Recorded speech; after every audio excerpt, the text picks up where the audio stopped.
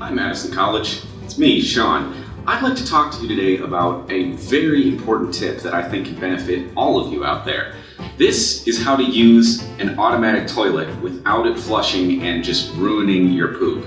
So, we're in a bathroom without automatic actual poop toilets, but the principle is the same. So what you gotta do is, before you sit down, you take just a bit of toilet paper, you put it over the automatic sensor. This blocks light from changing, so you can be sitting, you can be shifting around, and nothing happens to that sensor back there. As far as it's concerned, nobody's there. So then, you do your business, you get up, and after you're done, as you're about to exit the stall, just pull this out. Just like that, you got yourself a clean exit. That's how you use an automatic toilet without it messing up your day.